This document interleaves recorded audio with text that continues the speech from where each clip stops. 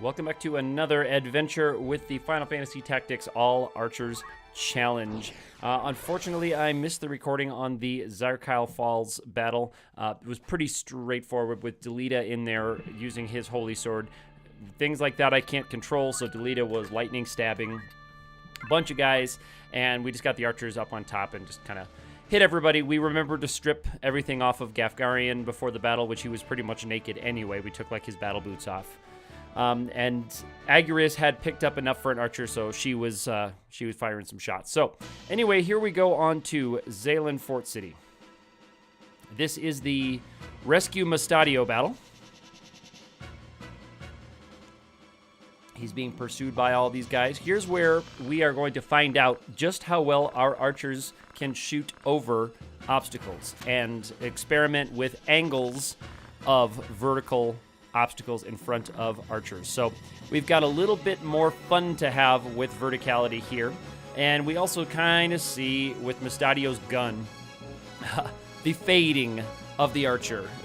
As the archer kind of loses its cachet. We can see it happening here in real time.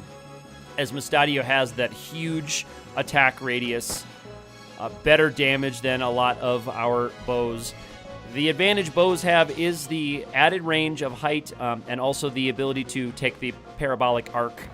So to arc over the wall here, it is a small price to pay. I think for chemists shooting guns with the ability to heal themselves would be a little bit more effective here for this part. But we have our archers, and that's what we're going to stick with. So these wizards here have moved up to the wall and are targeting our archers down at the bottom of that hill. Looks like they are targeting second level black magic spells, Fire 2, Ice 2. That's the guess when I'm first watching this as I was playing. We will see on the charge list whether that's what they're indeed doing. Oh, Agrias. I guess Agrias has not leveled up enough to pick up archer, so she is still kind of a naked Holy Knight. Apologize about that. She does have to get enough JP to get level 2 on Holy Knight before she unlocks Archer and regular Knight. So here's me playing around with what can I do. Yep, so it's going to be charge +1, which generally on the first level black spells, you can't get even a charge +1 off in 4 ticks. But we have just enough to get charge +1 before that goes off. And I've learned a little bit more about increasing damage for charging by this point in the game. So we're being a little bit smarter with our charge attacks and trying to get that boosted damage for hitting while someone's in the middle of a charge, while their body is busy and they're not able to defend themselves. So we're also moving archers out of harm's way, at least for this first spell. And we're going to see how well we can target over this wall. And indeed, we can just shoot right over this barrier here. There's a nice arc right there. So that's something you could not do with a gun. You ain't doing that with no gun. And here comes my other female archer. So Christy is coming up to the top. Ariel is starting to fade a little bit in our story battles. Her brave is pretty low. Christy's brave is a lot better, and it's growing because she's been included. Her level is going up, so Ariel's kind of getting left in the dust a little bit here. She will be replaced with Agrias when Agrias joins up officially. But we still have a danger here in the form of those archers and their second level black magic that's charging up. So we are seeing how many we can take out, at least one, hopefully both, before those spells fire with these archers. And also not having seen exactly what they're targeting, I'm not sure who they're going to hit, who they're targeting, and so I have to be careful about placement as well, because I don't want to have anything doubled, any spell damage doubled from area of effect. So this will limit the range that I have, so I can target this one, but I can't actually get it over the wall in that case. It's another one of those curious things where I don't know if the elevation has something to do with why it won't choose an arc for a shot like that. That I don't know. But we do get Ramses' charge off. That does take down the one archer before the spell can go off. Here is the spell. It was just targeted right on him. So he did move to a safe spot where he took the hit. No one else got double damage from it, and hopefully Mustadio continues the sniping. That archer happens to have Jill Game Heart, so she picks up a very tiny amount of money from that attack. But where I'd like my archers is obviously right up on that wall or up on that gate right there, and that's where Simone is going. The enemy archer is heading up to that gate so she can enjoy the height advantage with her longbow. And Agrias, I'm just trying to get her some JP. But she's not going to get many actions in this fight, unfortunately.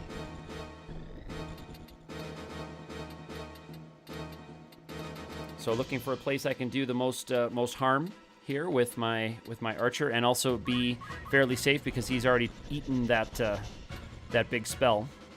So he can hit that knight from where he is, and that's what we are looking at here. That's what we decide to do. He's going to stay on the safe side of that wall and avoid getting whacked, because if he goes up to that top, that other knight will pop up there and finish him off likely. So he's going to stay safe on this side of the wall and just keep volleying arrows over the top. That other knight can get up there. We can't quite get down to Mustadio. He will throw a stone at Agrias down there, which is just always funny. I love to see that. My low HP, unarmored Agrias does make a convenient target for that stuff. And the wizard targeting both of those guys right there. So another need to deal with situation here for Ramza. So Ram's going to pop up. I was just looking at the height and the distance, counting the squares and the height. We're well within range to pop him, and that should just about finish him off, especially if I can get off charge +1 before fire 3 fires off, which would definitely finish off probably both of those two down there.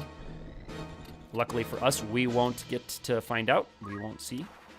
So 12 height, that gives him an extra 6 in range if he's targeting 0 height. Now, there's not a lot of 0 height in this battle, but it does give him an extra 1 there for 9 height, because it's every second unit of height you get 1 additional, so it goes to a level of 6 if you're at 9 height. But as you go down that hill, you can see the range really increases, so everybody is down there and everyone's a target. So Christy really has her choice of who she wants to snap at. There is the fire 3 prevented. There's another hit on that knight down there. She gets another chunk of money from getting popped by the archer, so both Mustadio and the archer popping her, so she steals a little bit of cash. Mustadio getting a good shot here, gets the critical on the gun, and down goes the archer. My fellow archer. So those knights really struggling to become effective. They're just now about to get in their first attacks, having lost a big chunk of their team already. Because he can't hit that knight on top just from where he is because it's only 2 tiles away.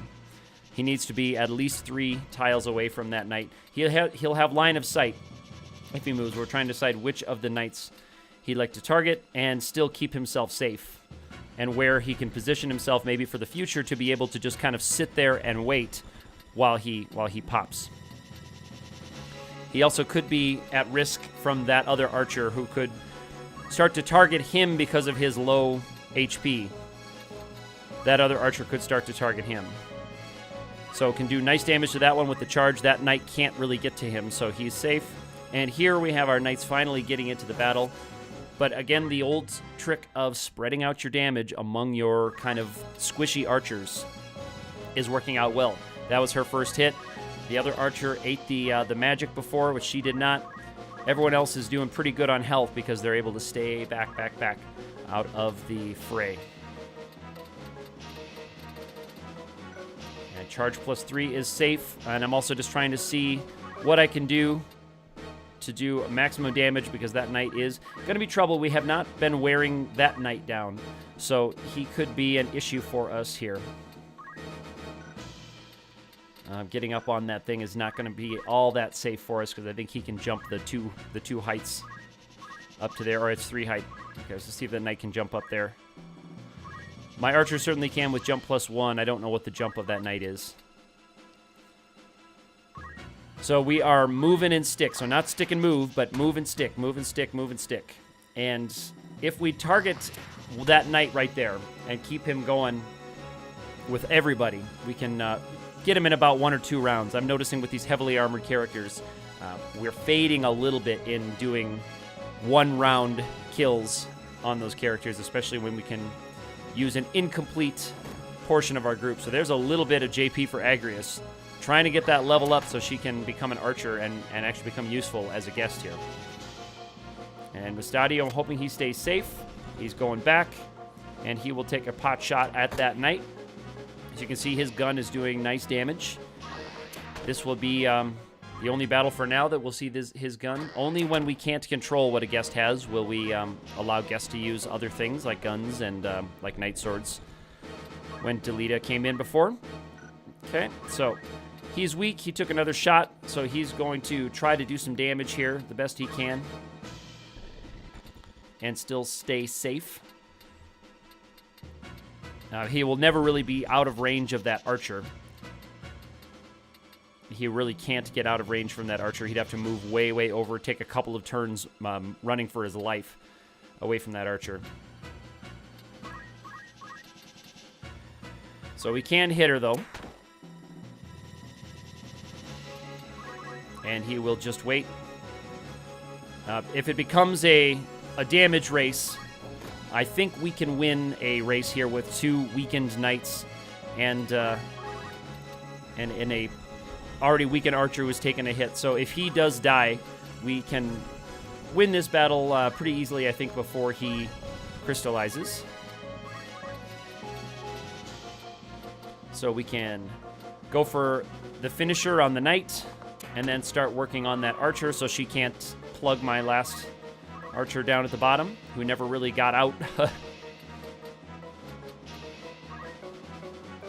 And so that guy's moving farthest forward to finish off the other knight, but again, it's not wanting to do a parabolic shot for him. Just bafflingly will not do a arc shot for that knight. So what he's doing there is he's just headshotting Agrius just to pick up a little bit of JP because the battle is fairly safe here. But I don't know what causes that. I don't know enough about what's going on in the algorithms of this game to make it not take an arc shot over another unit, which she can arc shot over her own unit, but she doesn't seem to want to arc shot over another enemy unit. Now that knight's going to run away. Won't be all that effective. Mustadio's going to get down there and finish him off. And then we just have to work on that archer. She is going to go after my weakened archer down there and take him out. But again, in a damage race, it's now 4-on-1. So we will take the 4-on-1. We'll even get a little treasure chest here. And headgear is nice because it does buff your physical, so that's part of the equipment I'm using is things that buff your stats. Not necessarily the HP. I don't really care about getting a few extra hit points. I need the stats, and there is an experience headshot on Mustadio. When you're in a safe part of the battle like this, just plug the guests, pop the guests. If you're ever in doubt, just pop them. And so she gets another attack here. She doesn't really need it, but she'll take it. He'll get the charge out there. She'll get a little extra experience. Unless Mustadio comes and finishes the job. He's weakened, so he does flee, allowing my last archer to get that final little bit of experience and JP.